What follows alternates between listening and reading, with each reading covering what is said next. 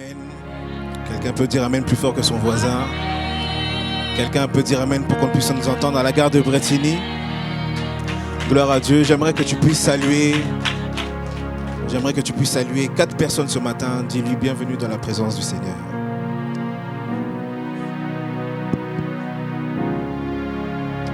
Salue 4 personnes ce matin. Dis-lui bienvenue dans la présence du Seigneur.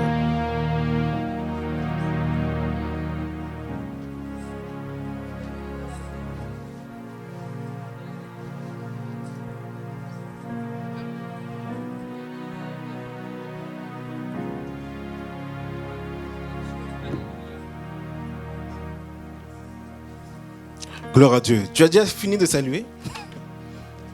Gloire à Dieu. J'aimerais qu'on puisse faire quelque chose ce matin.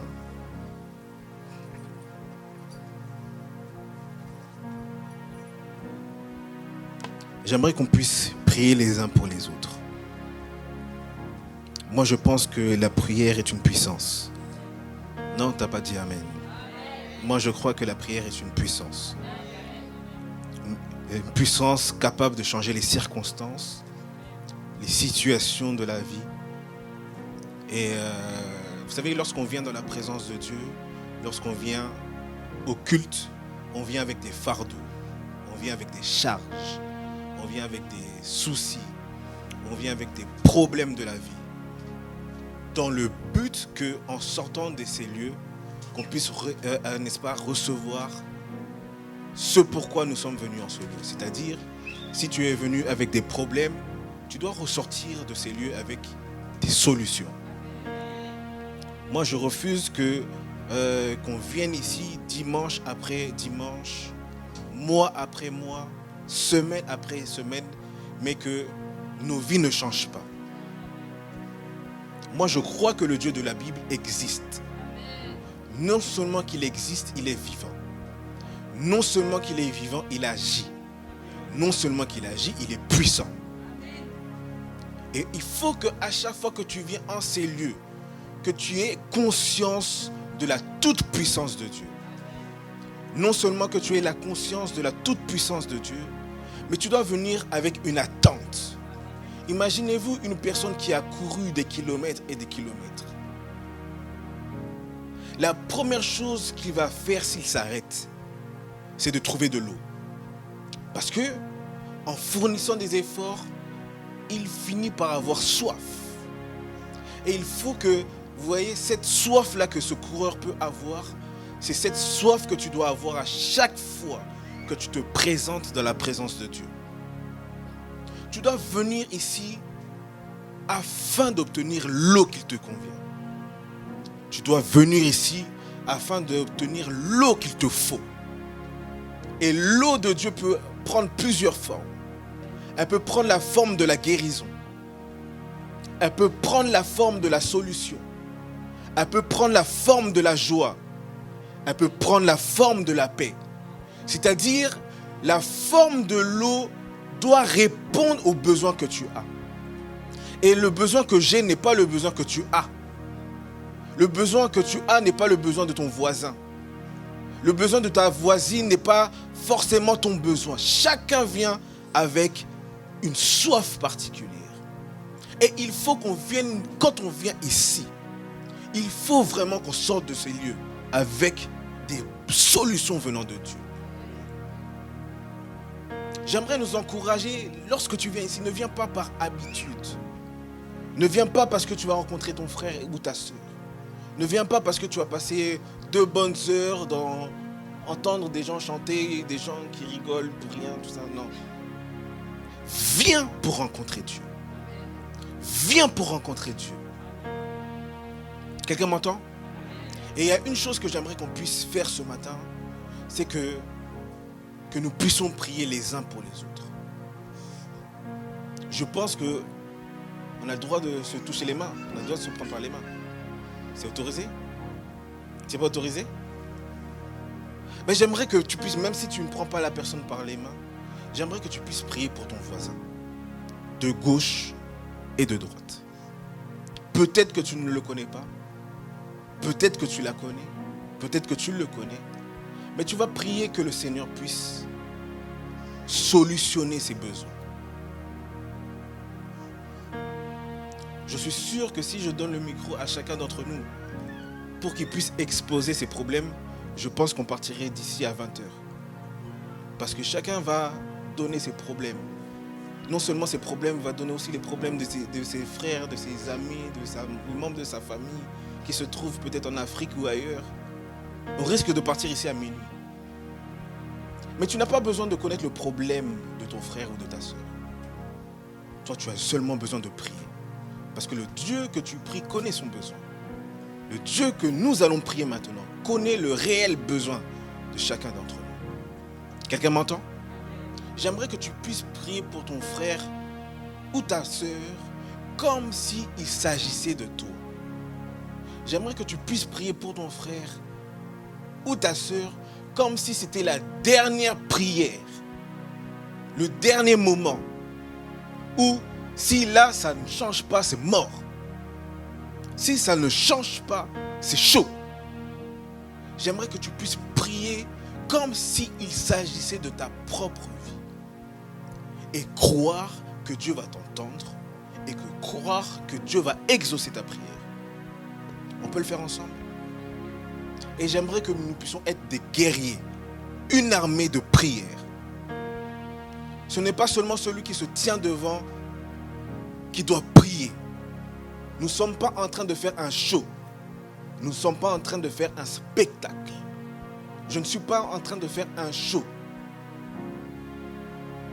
Je ne suis pas là pour vous faire des blagues et vous rigoler. Non, ce n'est pas l'objectif. Nous devons tous participer au culte. Si je prie, tu dois prier.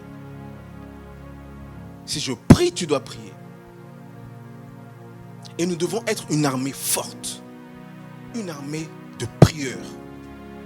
Une armée d'intercesseurs. C'est pour cela que l'Église existe.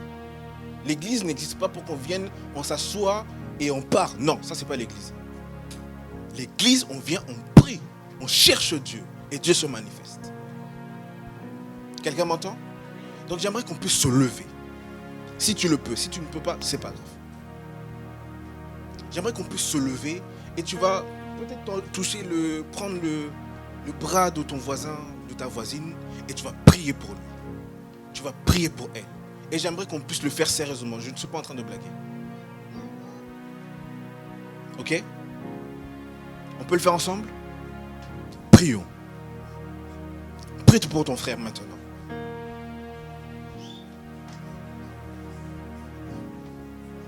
Prie pour ton frère maintenant. Prie, prie, prie, prie, prie, prie.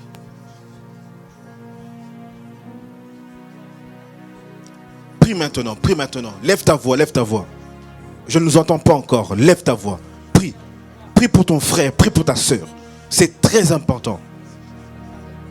Prie pour lui. Prie pour elle maintenant. Sa situation doit changer. Sa vie doit changer. Ses problèmes doivent partir. Cette maladie doit partir.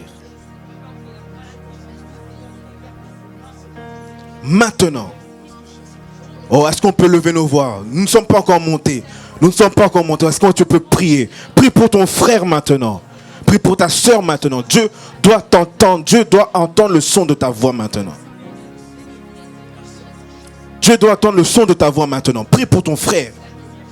Ton frère a énormément de problèmes. Ta soeur a énormément de problèmes. Dieu doit solutionner sa vie. Dieu doit trouver des solutions à ses problèmes. Maintenant. Pas demain, aujourd'hui. Aujourd'hui, Dieu peut le faire. Aujourd'hui, Dieu peut le faire. Aujourd'hui, Dieu peut le faire. Mylène, s'il te plaît, Mylène. Mylène. Mylène. Prie pour Jennifer, qui est juste en face, devant toi. Priez. Jennifer, tu pries pour Mylène. Mylène, tu pries pour Jennifer. Allez, priez maintenant. Prions. Montons en prière maintenant. Montons en prière. Laetitia, tu pries pour Diana. Diana, tu pries pour Laetitia. Tenez-vous les mains. Prions. C'est très important ce que nous faisons. Prions le Seigneur. Prions le Seigneur. Prions le Seigneur. Kevin, viens avec moi. On va prier. Je vais prier pour toi, toi tu pries pour moi. Prions pour les uns les autres. Prions mes frères. Prions mes frères. Prions mes frères.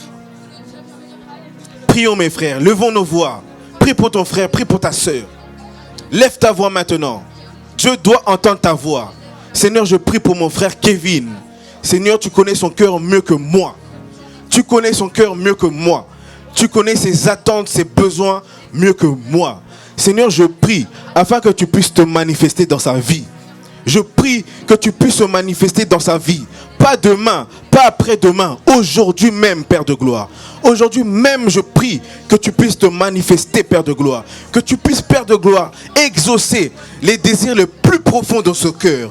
Les plus cachés de son cœur, Seigneur. Je crois que tu peux te manifester dans sa vie. Je crois, Seigneur, que tu peux, Père de gloire, exaucer ses besoins, Père de gloire. Seigneur, tu vois sa fidélité. Seigneur, tu vois, Seigneur, son engagement. Seigneur, tu vois, Seigneur, ce qu'il fait pour toi. Oh Dieu de gloire, qu'il ne puisse pas partir de ces lieux, Seigneur, sans t'avoir trouvé, Père de gloire. Qu'il ne puisse pas quitter ces lieux sans avoir eu l'exaucement de son cœur, Père de gloire. Je te recommande sa vie. Je te recommande son avenir. Je te recommande son futur. Je te recommande ses projets. Je te recommande son travail, Père de gloire. Seigneur, tu le vois. Seigneur, tu le vois. Seigneur, tu le vois mieux que moi. Seigneur, tu le vois, Seigneur, lorsqu'il pleure. Seigneur, tu le vois lorsqu'il est triste. Seigneur, tu le vois quand il n'est pas bien, Père de gloire. Manifeste-toi dans sa vie maintenant.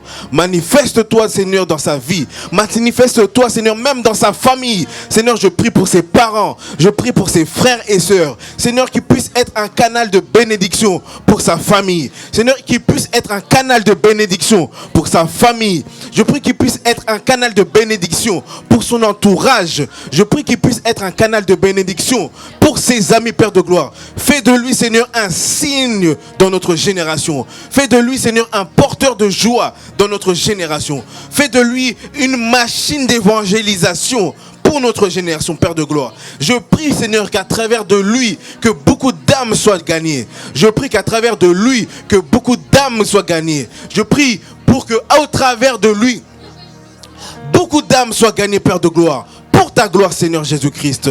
Seigneur, je te le recommande, Seigneur. Seigneur, partout où il va, qu'il puisse être, Seigneur, environné de ta présence. Partout où il ira, Père de gloire, que les anges campent autour de lui. Que partout où il ira, Père de gloire, que tu puisses le protéger, Père de gloire. Parce qu'il t'appartient. C'est ton fils, Seigneur. C'est ton enfant, Seigneur, Père de gloire. Tu es mort à la croix pour lui. Tu es mort à la croix pour lui, Père de gloire. Seigneur, garde-le, Seigneur. Protège-le. Garde-le, Seigneur Jésus-Christ. Protège-le, Seigneur. Partout il ira, Seigneur. Alors que, Seigneur, il prend beaucoup de temps sur la route, Père de gloire. Je prie, Seigneur, maintenant, que tu puisses l'épargner des accidents. Je prie que tu puisses le rendre invisible contre toute attaque de l'ennemi. Je prie, Seigneur, que tu puisses le rendre invisible contre les chauffards, Seigneur. Rends-le invisible, Seigneur, Père de gloire, des accidents. Seigneur, qu'il ne puisse pas faire d'accident cette année. Qu'il ne puisse pas faire d'accident cette année, Père de gloire. Qu'il ne puisse pas faire d'accident, Père de gloire. Seigneur, protège-le, Seigneur. Que ta main invisible, mais puissante, soit constamment sur lui. Que ta main invisible, mais puissante, soit constamment sur sa famille. Oh Dieu de gloire, je t'en supplie, Seigneur. C'est avec foi que j'ai prié, Seigneur. C'est avec foi que j'ai prié, Seigneur. Merci, Père de gloire. Tu vas déclarer maintenant des paroles de bénédiction sur la vie de ton frère et ta sœur. Déclare des choses dans sa vie. Déclare la prospérité financière. Déclare des bonnes choses. Déclare la guérison dans sa vie. Déclare la bonne santé dans sa vie. Déclare de l'argent. Tout ce que tu aimerais avoir, déclare-le dans sa vie. Prions le Seigneur. Seigneur, Père de gloire, je déclare des bonnes choses dans la vie de Kevin. Je déclare la prospérité financière dans la vie de Kevin. Je déclare, Père de gloire, la guérison dans la vie de Kevin. Je déclare, Seigneur, la bonne bonne santé dans la vie de Kevin. Seigneur, je déclare, Seigneur, une croissance spirituelle dans la vie de Kevin. Je déclare maintenant une croissance spirituelle dans la vie de Kevin. Je déclare, Père de gloire, que tu fais de lui, Seigneur, un gagneur d'âme, Seigneur. Que tu fais de lui un homme puissant dans cette génération. Que tu fais de lui un homme puissant dans sa famille. Que tu fais de lui un homme puissant dans sa famille, Père de gloire. Que tu fasses de lui un homme puissant, Seigneur, dans son entourage. Que tu fais de lui, Père de gloire, un homme puissant, un homme heureux, un homme rempli de joie, un homme rempli d'amour, rempli de paix, Seigneur. Je le déclare, je le prophétise dans sa vie. Je le déclare et je le prophétise. Prophétise dans la vie de ton frère. Prophétise dans la vie de ta soeur. Prophétise dans la vie de ton frère. Prophétise dans la vie de ta sœur. Prophétise des bonnes choses. Prophétise la gloire. Prophétise le succès. Prophétise la réussite. Prophétise la gloire. Prophétise le progrès. Prophétise les finances. Prophétise dans la vie de ton frère. Prophétise dans la vie de ta sœur. Que rien de mal ne puisse lui arriver cette année. Au nom puissant de Jésus-Christ. Dis-le, déclare-le. Au nom puissant de Jésus-Christ, au nom puissant de Jésus-Christ, je le déclare avec foi, je le déclare avec foi. J'ai dit je le déclare avec foi, Seigneur. Je le déclare et je le verrai se réaliser dans la vie de Kevin. Je le verrai, mes yeux verront ta gloire dans la vie de Kevin. Mes yeux verront, Seigneur, le succès dans la vie de Kevin. Oh Dieu de gloire, mes yeux verront la bénédiction, Seigneur, dans la vie de Kevin. Mes yeux le verront. Cette année, je ne parle pas de l'année prochaine, je ne parle pas de l'année 2024, mais je parle de l'année 2022. Seigneur, alors que nous avons déclaré la grâce, Seigneur, cette année, alors que nous avons décrété cette année de grâce, que la grâce s'attache à la vie de Kevin, que la grâce s'attache à la vie de Kevin maintenant, que ta grâce, Seigneur, s'attache à la vie de Kevin, au nom puissant de Jésus-Christ, au nom puissant de Jésus-Christ. Gloire à Dieu. Gloire à Dieu. Gloire à Dieu. Gloire à Dieu. Gloire à Dieu. Gloire à Dieu. Gloire à Dieu. Gloire à Dieu. Gloire à Dieu. Gloire à Dieu. Et que tous les saints disent Amen très fort. Est-ce que tu peux acclamer fortement le Seigneur? Acclame le Seigneur comme si tu avais la victoire. Acclame si tu avais déjà la victoire. Acclame comme si tu avais la victoire. Acclame comme si tu avais la victoire. Acclame comme si tu avais la victoire. Pousse des cris de joie comme si tu avais la victoire. Pousse des cris de joie comme un homme victorieux. Pousse des cris de joie comme un homme qui a la victoire. Quelqu'un peut dire Amen très fort. Quelqu'un peut dire Amen très très fort. Quelqu'un peut dire Amen très fort.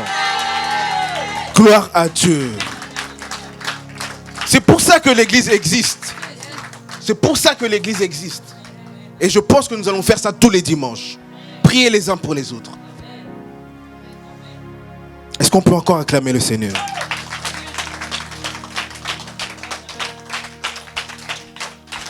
Genèse chapitre 2, le verset 9. Genèse chapitre 2, le verset 9. Qu'il me soit permis de vous demander de rester debout afin d'honorer la parole de Dieu. Genèse chapitre 3, excusez-moi, le verset 9. Genèse chapitre 3, le verset 9.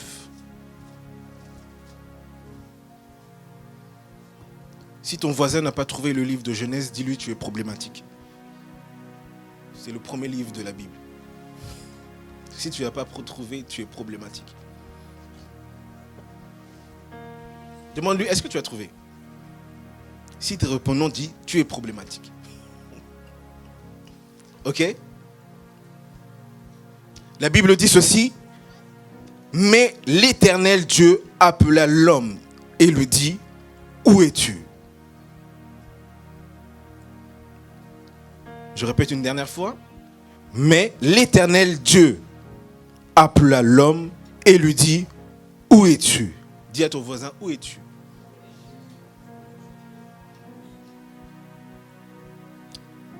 Non, dis-lui sérieusement, où es-tu?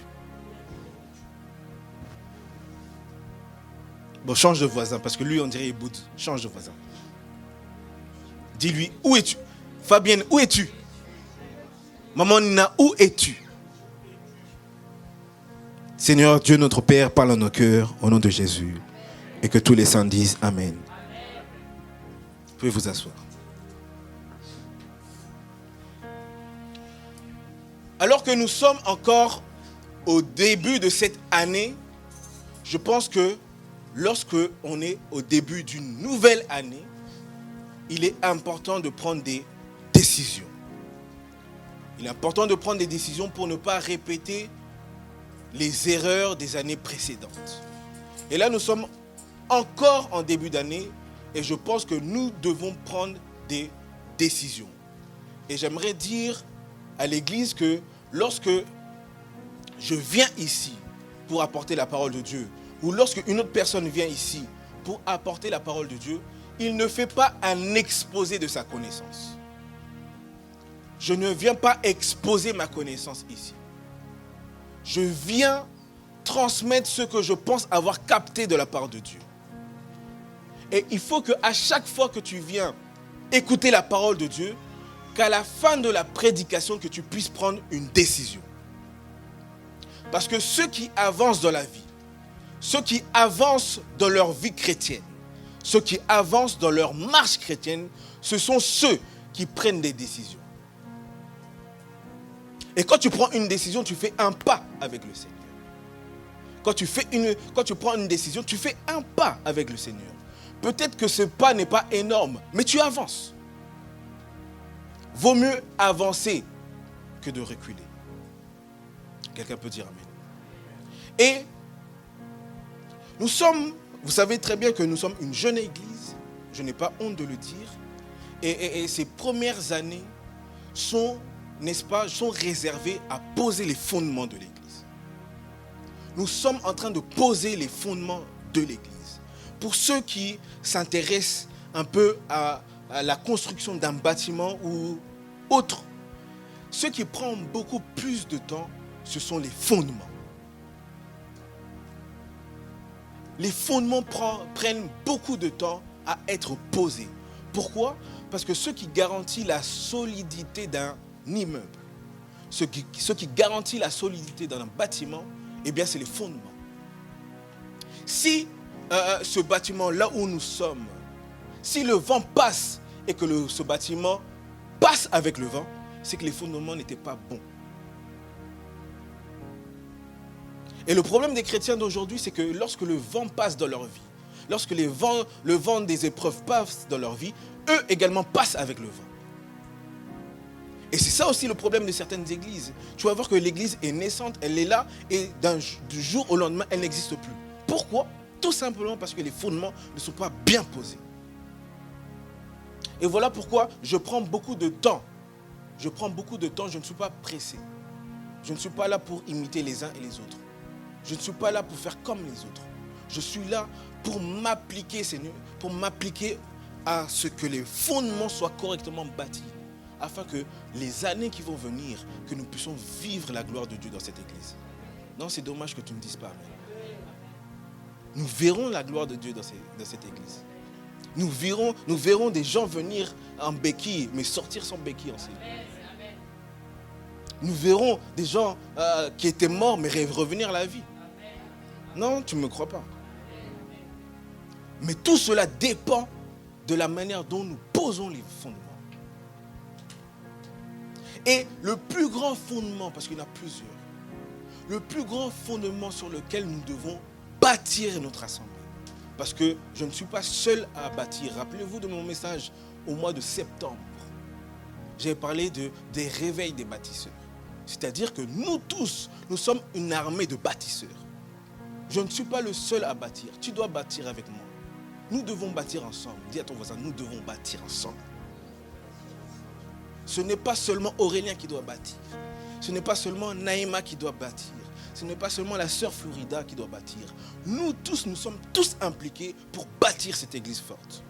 Et nous bâtirons une église forte. Quelqu'un peut dire Amen. Et le fondement le plus important pour qu'une église soit solidement bâti, c'est la présence de Dieu. C'est la présence de Dieu. Voilà pourquoi tous ces dimanches, je ne sais pas jusqu'à quand je vais m'arrêter, je vais parler de la présence de Dieu. Parce qu'une église ne peut pas fonctionner s'il n'y a pas la présence de Dieu. Si Dieu n'est pas là, eh bien ça ne sert à rien qu'on vienne ici. On aurait pu rester à la maison, dormir. Surtout qu'il fait froid. Rester sous la couette. Peut-être qu'il y a des programmes intéressants à la télé. Midi les zouzous, que sais-je, des dessins animés, Netflix, Netflix. Bref, on aurait pu rester à la maison que plutôt venir ici. Si nous venons ici, c'est parce que nous croyons que Dieu est présent. Tu ne viens pas faire plaisir au pasteur. Parce que si tu ne viens pas, il va t'appeler. Non. Au-delà de ça, tu dois venir parce que tu crois que Dieu est présent. Et quand Dieu est présent, il se manifeste. Parce qu'il ne peut pas être présent sans être présent. Quand il est présent, il se manifeste.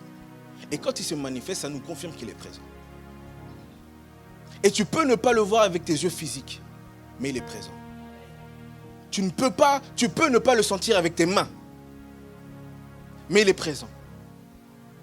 Tu peux ne pas l'entendre, mais cela ne veut pas dire qu'il n'est pas présent.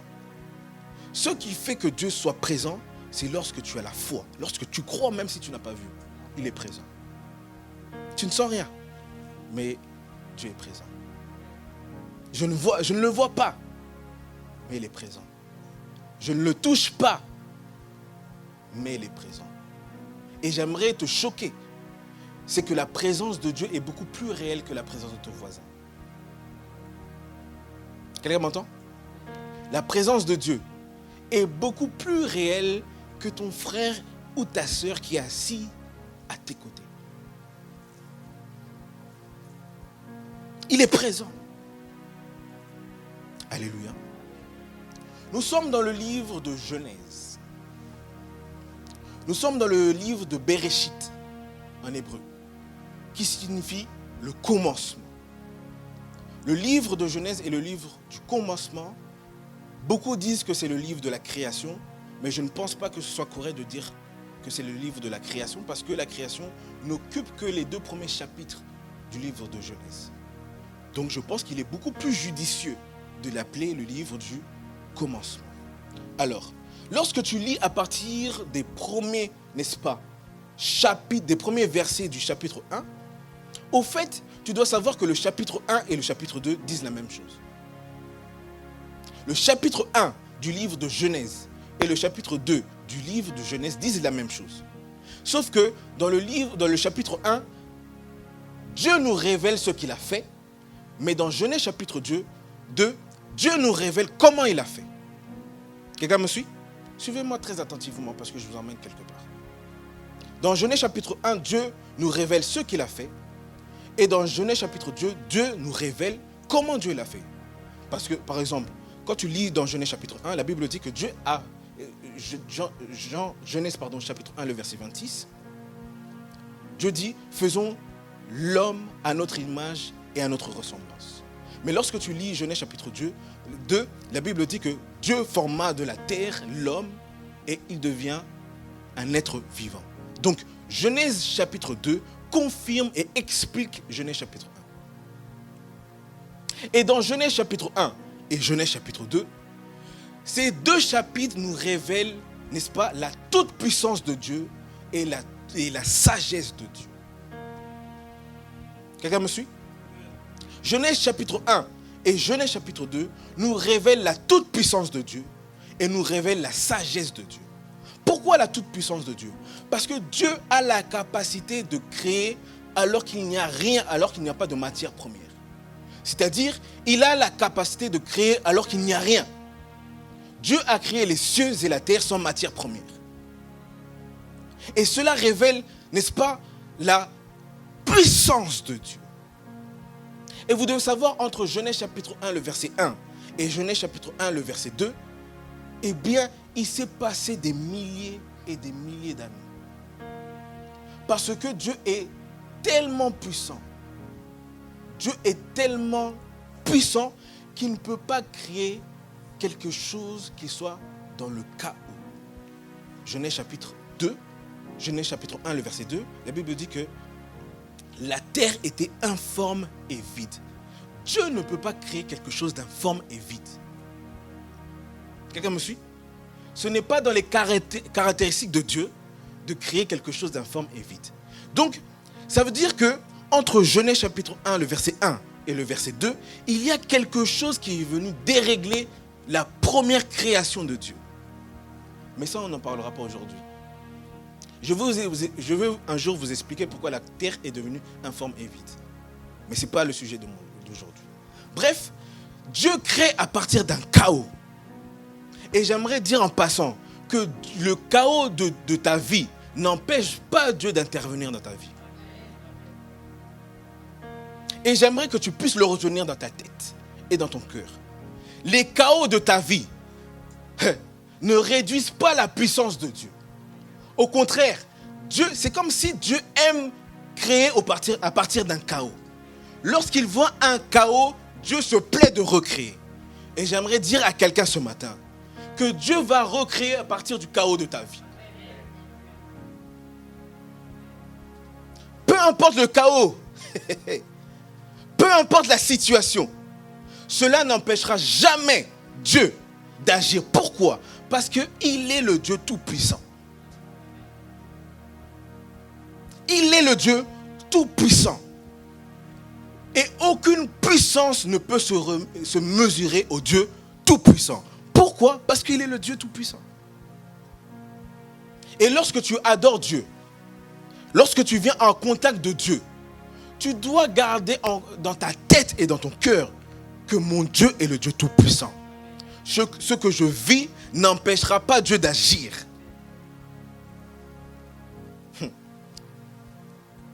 Cette semaine, j'ai eu froid dans le dos. Petit témoignage. Il y a un nouveau collègue qui est arrivé au travail. Et comme vous savez, quand on a un nouveau collègue, on essaie d'apprendre à se connaître, savoir qui tu fais, qu'est-ce que tu fais dans la vie, etc. Et moi, je me suis intéressé. Bon, plutôt lui, il s'est intéressé à ce que je faisais. Je lui ai dit, moi, je fais ça, nanana. Lui aussi, il m'a dit, je fais ça, nanana. Et il m'a dit que lui, il croit en Dieu, etc. Mais il croit qu'il y a une puissance au-dessus de Dieu. C'est-à-dire qu'il croit que le vaudou est plus puissant que Dieu. Et j'ai dit, ah bon, c'est intéressant ce que tu dis. Et il me dit que, comme je suis là, moi je fais du vaudou. J'ai eu froid dans le dos. Je suis avec un vaudoutiste. Quelqu'un qui fait du... Et je lui dis, mais pourquoi tu fais ça? Pour la protection. Il me dit, non, c'est pour la protection. Parce que si quelqu'un me fait du mal, mon vaudou l'attaque. Et d'ailleurs, quelqu'un avait dragué sa femme dans une fête. Il a appelé son vaudou pour attaquer celui qui avait dragué sa femme. J'ai eu froid dans le dos. C'est la première fois que je vois quelqu'un qui pratique du vaudou. Et il le dit clairement. Donc pour lui, son vaudou est plus puissant que Dieu. Je lui dis, non. Je lui ai dit, tu peux venir avec ton vaudou, m'attaquer. Tu seras surpris. Et toi et ton vaudou, vous allez fuir. Parce qu'au-dessus du vaudou, il y a Dieu. Amen. Mon frère, Dieu est puissant. Dieu est puissant. Et il a la capacité de créer à partir d'un chaos. Et Genèse nous révèle également la sagesse de Dieu parce que vous voyez, quand tu lis attentivement, Dieu a créé les choses dans un ordre précis. Et je bénis le Seigneur parce que je ne suis pas Dieu. Parce que si j'avais été Dieu, j'allais peut-être créer l'herbe avant la terre. J'allais peut-être créer les arbres avant le soleil. J'allais peut-être créer les choses d'une manière désordonnée. Mais cela révèle, Genèse chapitre 1 révèle la sagesse de Dieu. Voilà pourquoi dans ta vie, tu dois toujours demander la volonté de Dieu. Parce que lui, il fait les choses dans ta vie selon sa sagesse. Toi, tu cherches le mariage maintenant. Seigneur, je veux me marier. Mais dans la pensée de Dieu, ce n'est pas encore la priorité. Et vous allez voir que Dieu, quand tu lis attentivement Genèse chapitre 1, Dieu crée le contenant avant le contenu. Quelqu'un me suit? Il crée le contenant avant le contenu. C'est-à-dire, aussi longtemps que Dieu n'a pas trouvé le contenant, il ne peut pas faire apparaître le contenu. Pourquoi? Parce que le contenant, c'est ce qui contient quelque chose. Voilà pourquoi Dieu a d'abord créé les cieux et la terre avant de mettre l'homme. Parce que s'il crée l'homme avant les cieux et la terre, où est-ce que l'homme va vivre? Voilà pourquoi il y a certaines choses qui ne sont pas encore arrivées dans ta vie. Non parce que Dieu est méchant, mais parce qu'il n'y a pas le corps, le contenant. Il doit d'abord créer le contenant de ta vie. Quelqu'un peut lever sa main et dire gloire à Dieu. Lève bien ta main et dis gloire à Dieu. Et Dieu va créer toutes choses et ensuite il va créer l'homme. L'homme fait partie des dernières créations de Dieu. Non parce que l'homme est inférieur à la création, mais justement parce que l'homme est supérieur à la création. D'ailleurs, Dieu, en faisant l'homme, lui a donné le pouvoir, la capacité de dominer sur toute la création. Est-ce que vous savez que Adam était très puissant? Adam était très puissant. Il a été créé à l'image et à la ressemblance de Dieu. Et les biblistes, ceux qui étudient la Bible, disent que Adam avait même la capacité. Par exemple, je suis à Bretigny et il appelle un lion qui se trouve en Guadeloupe. Il lui dit, lion, viens. Le lion quitte la Guadeloupe, il vient à Bretigny. Donc Adam, ce n'était pas un simple homme. C'était un homme puissant. Bref, dans Genèse chapitre 2, le verset 15, la Bible dit que Dieu va créer l'homme et il va le placer, n'est-ce pas, dans un jardin appelé le jardin d'Éden. Donc, le jardin d'Éden était dans le lieu que Dieu avait prévu pour Adam. Suivez-moi attentivement, Adam n'était pas chrétien. Adam n'était pas un enfant de Dieu. Adam n'était pas un juif. Adam était un humain. Et Dieu lui a donné une autorité sur les animaux. Voilà pourquoi vous ne devez pas être surpris de voir, par exemple, quand vous allez au cirque, des gens jouer avec des lions. Un jour, je suis allé sonoriser un cirque et j'ai vu quelqu'un, je ne sais pas comment on les appelle, il joue avec un lion. J'ai dit, mais lui, il est sérieux, lui. Il touche le lion comme ça. Ah, ça va, lion. Et le lion dit, oui, ça va. Bon, moi, il n'a pas dit. Moi, j'ai compris que le lion dit, oui, ça va. Bref, vous devez savoir que c'est d'abord une autorité que Dieu a donnée à l'homme depuis Genèse chapitre 1. Quelqu'un me suit? Et Dieu va établir, parce que dans la version français courant, Genèse chapitre 2, le verset 15, la Bible dit que Dieu va placer, mais français courant dit que Dieu va établir Adam. Et Dieu va, n'est-ce pas, faire sortir Ève au travers d'Adam pour que les deux puissent accomplir la mission. Quelle est la mission? De cultiver et de garder le jardin. Et dans Genèse chapitre 3, la femme, c'est-à-dire Ève, va être séduite par le serpent. Et cette séduction a amené, n'est-ce pas, a poussé Ève à manger le fruit qui était défendu. Non seulement Ève a mangé de ce fruit, Adam a mangé également de ce fruit. La Bible dit que Adam se trouvait juste à côté de Ève. Vous savez, quand le serpent a séduit Ève, Adam était à côté. Les gens pensent que Adam était dans sa chambre ou il était quelque part. Non, Adam il était juste à côté. Mais Adam a laissé faire les choses. Ils ont péché. Et quand ils ont péché, Dieu qui avait l'habitude de les visiter sur la terre, Dieu qui avait l'habitude de s'entretenir avec Adam, Dieu va de nouveau venir dans le jardin d'Éden, là où Dieu l'avait placé, là où Dieu avait placé Adam, et il va lui poser cette question. Adam, où es-tu? Réfléchissons ensemble. Est-ce que Dieu est devenu aveugle? Non. Dieu n'est pas devenu aveugle. Comment Dieu peut demander à Adam, où es-tu, sachant que c'est Dieu lui-même qui l'a placé dans le jardin d'Éden. Si tu veux savoir où est Adam, va dans le jardin. Va dans le jardin, tu verras Adam. Non, Adam, Dieu n'est pas devenu aveugle. Mais c'est tout simplement Adam qui ne se trouvait plus là où Dieu l'avait placé. Quand Adam a péché, Adam était encore dans le jardin d'Éden. Et même là, lorsque Dieu lui dit, où es-tu? Adam est encore dans le jardin d'Éden. Suivez-moi attentivement. Adam est encore dans le jardin d'Éden. Adam a péché dans le jardin d'Éden. Donc par là, nous pouvons comprendre qu'au-delà d'un lieu physique, il existe un lieu spirituel. Quelqu'un me suit? Tu peux être là physiquement, mais spirituellement, tu es également dans un lieu. Et le lieu où Adam se trouvait, c'était la présence de Dieu. Et vous devez savoir que Dieu a créé l'humain, pas un chrétien, pas un enfant de Dieu. Dieu a créé l'humain pour que l'humain demeure dans sa présence. Et aussi longtemps que l'humain n'est pas dans la présence de Dieu, l'humain est nulle part. Si tu n'es pas dans la présence de Dieu, tu es nulle part. Pourquoi? Parce que la présence de Dieu est l'environnement que Dieu a placé, établi pour que l'homme puisse vivre.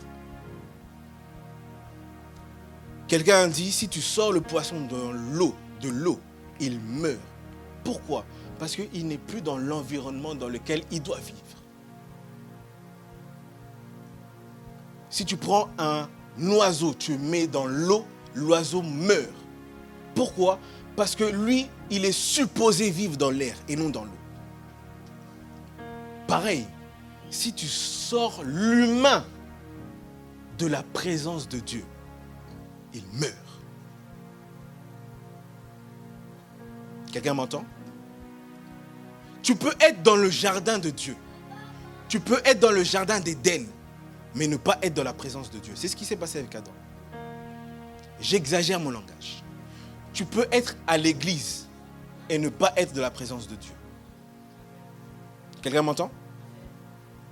Tu vas voir certains vont te dire, ah, j'ai senti la présence de Dieu. Il y a même des gens qui exagèrent. Il ne faut pas être complexé des frères. J'ai senti la présence de Dieu. Dis présence tout simplement. Dis pas présence de Dieu. Tu étais présent aujourd'hui. Mais tu vas voir le même frère qui était dans la même église, même assis à côté, il n'a rien senti. Parce que tu peux être à l'église et ne pas être présent et ne pas être dans la présence de Dieu. Ma prière est que à chaque fois que tu viens en ce lieu, que tu sois à l'église et dans la présence de Dieu. Parce que ceux qui sont bénis, ce ne sont pas ceux qui sont à l'église, ce sont ceux qui sont à l'église dans la présence de Dieu. Quelqu'un m'entend? La présence de Dieu. Dis à ton voisin, la présence de Dieu. Et c'est justement pour cela que le Seigneur est venu sur la terre.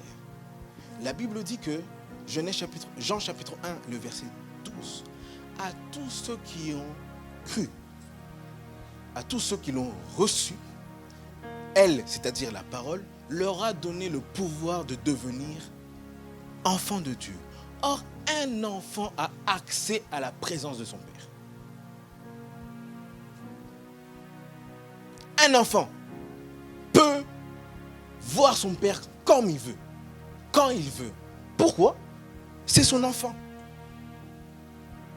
Si notre président de la République avait un enfant, parce qu'il n'en a pas, je prie que Dieu puisse le bénir.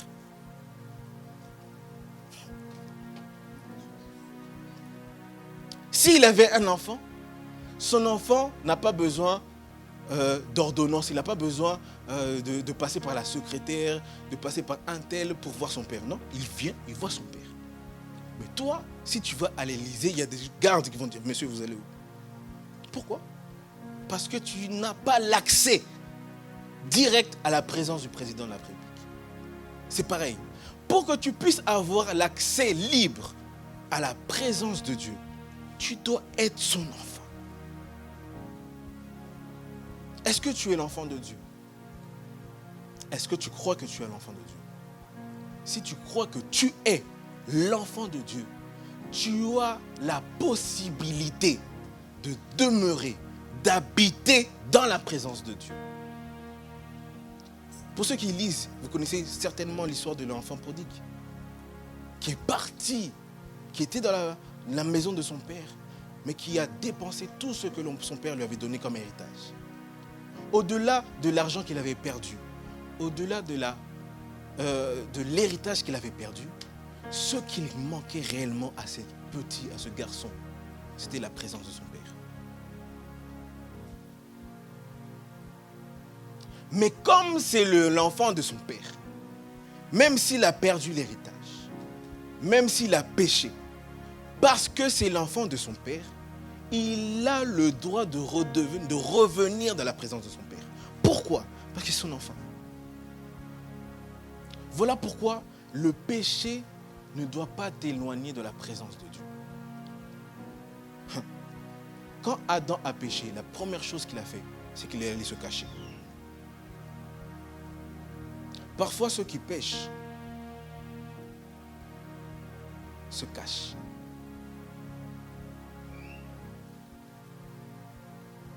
Tu vas voir, le frère ne vient plus à l'église. La sœur ne vient plus à l'église. Parfois. C'est parce qu'il se cache. Et Adam était complètement perdu. Non seulement il s'est caché, mais il est allé se couvrir de feuilles. Ça, c'est quelqu'un de pas normal. C'est quelqu'un qui... Comment toi tu es nu et tu vas te couvrir avec des feuilles? C'est pas logique. Vous savez, quand on est perdu, on fait tout et n'importe quoi. Et même dans ses réactions, Dieu lui demande, Adam, où es-tu? La réponse devait être, Dieu, je suis là. Mais écoutez la réponse de Adam. Mais c'est la femme que tu as mis à mes côtés qui m'a posé. Donc il répond complètement à côté de la question. Ça, c'est le signe de quelqu'un qui est perdu. Mon frère, pourquoi tu ne vas plus à l'église? Oh non, moi j'aime beaucoup manger. Oh, mais frère, réponds à la question. Tu ne viens plus à l'église. Pourquoi tu parles de manger? Quand tu n'es plus dans la présence de Dieu, tu es perdu. Et le vœu de Dieu, c'est que tu puisses habiter constamment dans sa présence. Parce que c'est dans sa présence que tu entendras la voix de Dieu. Beaucoup cherchent, Seigneur, qu'est-ce que je serai demain? Comment sera mon avenir? Comment sera mon futur? Et tu cours de prophète en prophète. Le prophète te dit, non, tu dois faire ceci. Il prend 200 €. Le prophète dit, tu changes de prophète. Tu dis, non, ce prophète-là, on dirait qu'il n'a pas beaucoup d'onction. Tu changes de prophète. Tu prends un prophète qui se trouve en Tanzanie, tu vois. Le prophète là, lui c'est un vrai prophète là, en Tanzanie. Là-bas, il te dit autre chose. Pour avoir, n'est-ce pas, la révélation de ton avenir. Or, la révélation de ton avenir, tu peux l'avoir dans la présence de Dieu.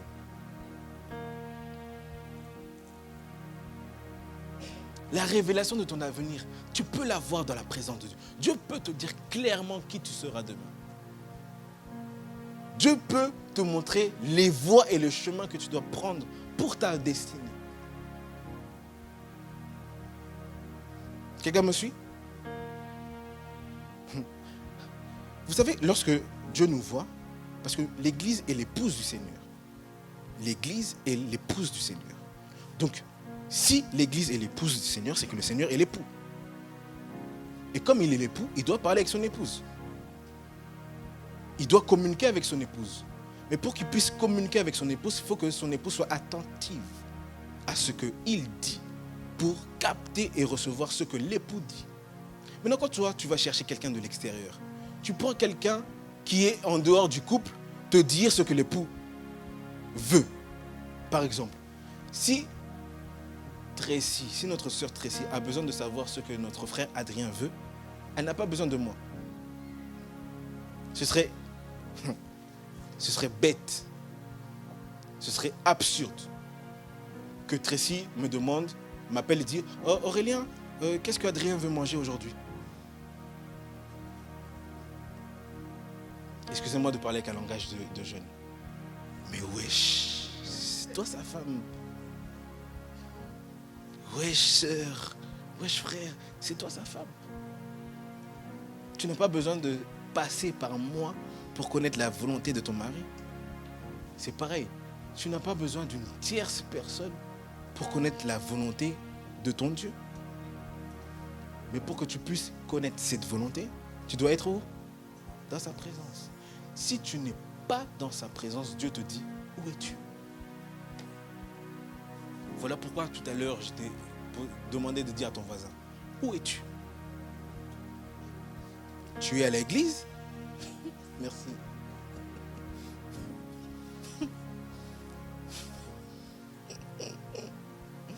Est-ce qu'on peut acclamer le Seigneur? Tu vois, même lui, il a bien répondu. Adam aurait dû dire, je suis là. Adam dit, mais c'est la femme que tu as mis à mes côtés. Même le petit a compris. Voilà pourquoi je t'ai posé la question de demander à ton voisin, où es-tu? Est-ce que tu es sûr que tu es dans la présence de Dieu? Pose-lui encore la question, où es-tu?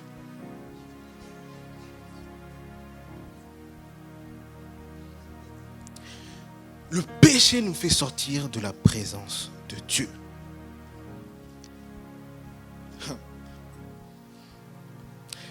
La raison pour laquelle Dieu a demandé à Adam, où es-tu?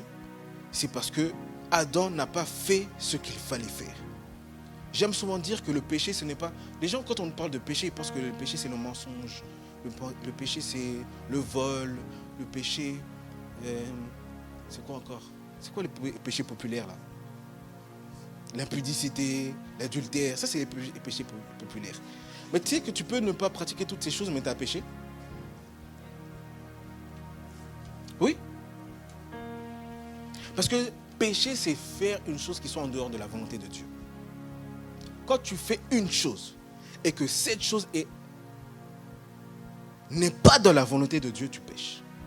Ou lorsque tu ne fais pas une chose que Dieu te demande de faire, tu pêches. Par exemple, Dieu te demande de prier sans cesse. Toi, tu ne pries pas, tu pêches. Combien de fois tu as prié cette semaine? Peut-être que tu n'as pas volé, peut-être que tu n'as pas menti, peut-être que tu n'as pas tout fait. Mais parce que tu n'as pas prié, parce que tu n'as pas obéi à l'ordonnance de Dieu, tu as fait quoi? Tu as péché. Et quand tu pêches, Dieu n'arrive plus à te localiser. Tu n'es plus là. Tu es encore dans le jardin d'Éden, mais tu n'es plus dans sa présence.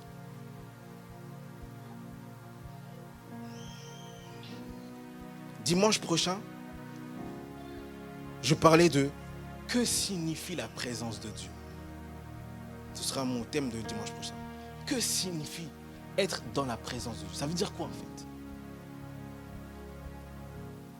Mais aujourd'hui, j'aimerais simplement te faire comprendre que tu dois être dans la présence de Dieu. Parce que c'est là que Dieu te veut. Mais malgré que Adam avait péché, vous savez, Dieu est bon. Hein? Dieu est bon. Dis à ton voisin, Dieu est bon. Non, Dieu est bon. Parce que malgré que Adam avait péché, malgré que Adam n'était plus dans la présence de Dieu, Adam a quand même eu la capacité d'entendre la voix de Dieu. Quand Dieu lui a dit, où es-tu? Adam a entendu. Ça veut dire quoi? Quand tu entends la voix de Dieu, bien que tu sois dans un péché, c'est une opportunité, c'est une faveur. La grâce de Dieu, j'aime beaucoup la grâce de Dieu. C'est la grâce de Dieu qui t'accorde pour que tu puisses te repentir. Vous savez que la repentance est la grâce de Dieu? Parce que le péché, normalement, tous ceux qui ont péché, ils doivent mourir. Normalement, dès que tu pêches, tu dois mourir. C'est ça la loi. Tu pêches, tu meurs. Mais Dieu permet que tu puisses entendre sa voix, même lorsque tu es dans le péché, pour que tu puisses revenir à lui. En fait, ce que Adam devrait dire quand Dieu lui a posé la question « Où es-tu ?» Adam devait dire « Seigneur, pardonne-moi, j'ai péché. » Mais au lieu de dire « Seigneur, j'ai péché », Adam est allé se cacher. Voilà pourquoi je dis souvent, ne pointez pas du doigt ce qui est pêche. Il y a des gens, dès qu'ils voient quelqu'un pécher, téléphone.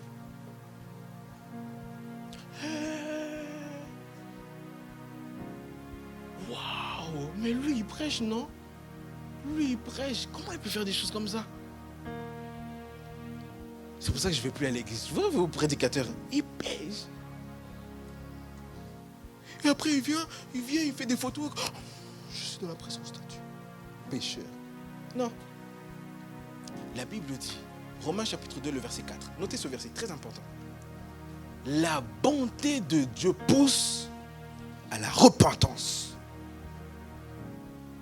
Ne savez-vous pas, c'est Paul qui parle, ne savez-vous pas que la bonté de Dieu pousse à la repentance? Romains chapitre 2, le verset 4. La bonté de Dieu pousse à la repentance. En fait, quand Dieu dit à Adam, où es-tu? C'est parce que Dieu veut déverser son amour dans la vie de Adam. Pour que Adam revienne à lui. Dieu fait sa part. Sa part est de déverser son amour. Ta part est de te repentir. Dieu ne fera jamais ce que toi tu es en mesure de faire. Et toi tu ne pourras jamais faire ce que Dieu est en mesure de faire. Le rôle de Dieu, c'est de t'accorder la vie. Ton rôle, c'est de te repentir. Et quand tu te repens, tu as de nouveau accès à la présence de ton Père. Dis à ton voisin, où es-tu? Et quand Dieu te demande où es-tu, ne cherche pas d'explication. C'est ce que Adam a fait. Il a essayé de justifier son péché. Or, Ève, c'est Dieu qui lui a accordé. C'est Dieu qui a donné Ève à Adam. Donc quand Adam dit que c'est Ève, c'est à cause de Ève que j'ai péché, Adam est en train de dire à Dieu, c'est ta faute en fait Dieu. Mais oui, parce que si tu ne m'avais pas donné Ève, je n'aurais pas péché. Mais comme tu m'as donné Ève, j'ai péché. Donc il vient accuser Dieu. Or, celui, quand il a vu Ève, il dit, voici l'os de mes os, chair de ma chair. Là, il ne voyait pas, il n'a pas dit c'est ta faute. Quand tu vois la chair de chair, c'est la chair de ma chair, les os de mes os. Voici l'os de mes os. La chair de ma chair. Là, ça va, il n'y a pas de problème. Mais dès qu'il y a péché, c'est la femme. Voilà pourquoi moi je suis contre les hommes qui accusent les femmes. Quand Ève a mangé le fruit, pourquoi tu n'as pas interdit de manger le fruit? C'est que tu n'étais pas responsable. Tu as perdu ton autorité. Où es-tu? Es-tu à l'église? Ou es-tu dans la présence de Dieu? Parce que lorsque tu es dans la présence de Dieu, il y a la joie. Lorsque tu es dans la présence de Dieu, tu as la paix. Vous savez, lorsque tu es dans la présence de quelqu'un que tu aimes beaucoup, tu n'as même pas envie de le quitter. Lorsque tu es au téléphone avec quelqu'un que tu aimes beaucoup, tu peux faire 1 heure, 2 heures, 3 heures, 4 heures, tu ne vois pas le temps passer. Pourquoi? Parce que tu aimes être dans sa présence. Et il faudrait que les chrétiens puissent aimer être de la présence de Dieu. Faisais un prie que 30 secondes. Seigneur, merci, bénis-moi, tu es gentil. Amen. Oh! Seulement! C'est tout. Même Dieu dit, attends, tu es gentil, je suis gentil. Non. Tu dois maximiser ton temps dans la présence de Dieu. Où tu n'es plus dans la présence des hommes, mais dans la présence de Dieu. Où tu n'es plus dans la présence de ton mari ou de ta femme ou de tes enfants. Tu es dans la présence de Dieu. Quand tu es dans la présence de Dieu, tu te sens bien. Moi, je connais une sœur. Quand tu vas chez elle, elle met la musique à fond. Elle met des chants de louange, des chants d'adoration pour entretenir sa relation et la présence de Dieu dans sa vie. Elle chante même pas bien, la sœur. Elle chante faux. Quand tu l'entends chanter, tu te dis, mais pourquoi? Fallait pas. Pourquoi tu chantes? Non, elle chante. Elle adore son Dieu parce que l'adoration va au-delà du chant. Tu peux ne pas savoir chanter, mais tu adores Dieu. Mieux que quelqu'un qui sait chanter. C'est pas parce que tu fais que non, Dieu est présent. Non, il y a des gens qui font mais il attire les démons. Faut pas être impressionné. Je suis professeur de musique. J'aime quand on chante correctement. Mais quand on rentre dans le domaine spirituel, on va plus loin que le talent de chanter. Ou même lorsque tu ne sais pas chanter, tu adores Dieu. Pourquoi? Parce que tu es dans sa présence. Tu adores. Donc tu oublies tous tes problèmes. Tu oublies tous tes soucis. Tu oublies que tu as encouru des huissiers. Tu oublies que tu as une amende à payer. Tu oublies tout. Tu oublies tes problèmes de famille. Tu oublies tes problèmes financiers. Tu oublies tout. Pourquoi? Parce que tu es dans la présence de Dieu. Et quelqu'un, je dis la vérité, quand tu es dans la présence de Dieu, tu n'auras pas envie de partir. Il faut qu'on te force. Il faut que Dieu te dise c'est bon. Sors. Il y a une chose à son temps. Il faut partir, il faut que tu ailles travailler. Tu dis, ok, merci Seigneur. Et là, tu vas vaquer à tes occupations. La présence de Dieu. Et lorsque nous irons au ciel, parce que moi je crois que tu iras au ciel. Non, tu n'as pas dit amen. Hein? Toi, tu crois que tu vas rester ici, continuer à aller au McDo, continuer à aller au Quick? Non, il y a mieux que le Quick et le McDo. Il y a la présence de Dieu au ciel, où tu verras Dieu tel qu'il est. Mais lorsque tu verras Dieu tel qu'il est, lorsque Dieu va t'enlever, on sera dans sa présence. Vous pensez que des fois, il y aura des moments de repos? La Bible dit que nous serons tels qu'il est, c'est-à-dire qu'il n'y a plus de dodo. Toi, tu aimes trop dormir, c'est ça ton problème. Toi, quand tu dors à 20h, tu te réveilles à 20h de l'autre jour. Tu dors 24.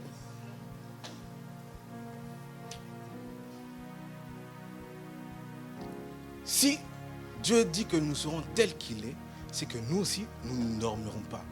La Bible dit, lorsque vous lisez Apocalypse chapitre 4, lisez Apocalypse chapitre 4 et Apocalypse chapitre 5, là-bas vous verrez qu'il y a une activité qui s'effectue en permanence au ciel. La Bible dit, les anges l'adorent. Donc quand nous allons les rejoindre, ne pense pas que je vais rattraper le sommeil que j'ai raté sur la terre. Tu iras au ciel pour adorer Dieu. Ou en d'autres termes, pour rester constamment dans sa présence. Voilà pourquoi Matthieu chapitre 6, c'est là que je m'arrête. Matthieu chapitre 6, la Bible dit que ta volonté soit faite sur la terre comme au ciel.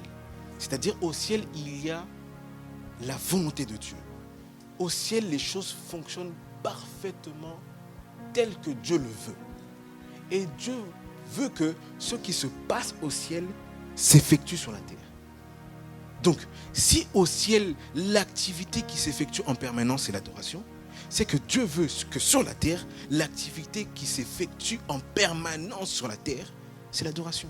Ou en d'autres termes, être dans sa présence.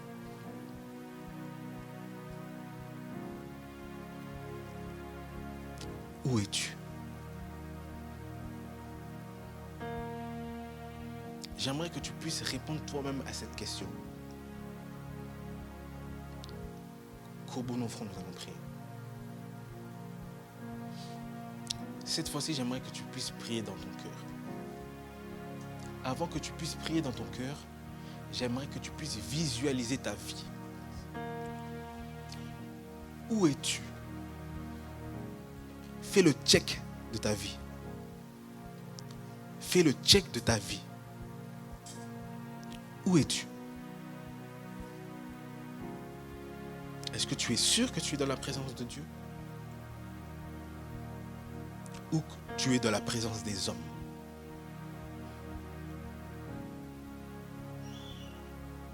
Es-tu sûr que tu es dans la présence de Dieu ou tu es à l'église? Nous avons compris que tu peux être à l'église et ne pas être dans la présence de Dieu. J'aimerais ce matin que si tu n'es plus dans la présence de Dieu, que tu utilises la clé qui te permet d'accéder de nouveau dans la présence de Dieu. Quelle est cette clé? La repentance.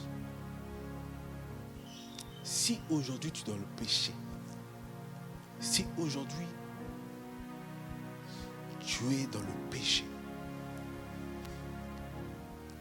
Dieu te donne cette opportunité de lui demander pardon. La Bible dit dans 1 Jean chapitre 1, le verset 9, si vous confessez vos péchés, Dieu est fidèle pour vous et juste et fidèle pour vous les pardonner. Mais pour qu'il puisse pardonner, tu dois confesser. Pour qu'il puisse pardonner, tu dois te repentir.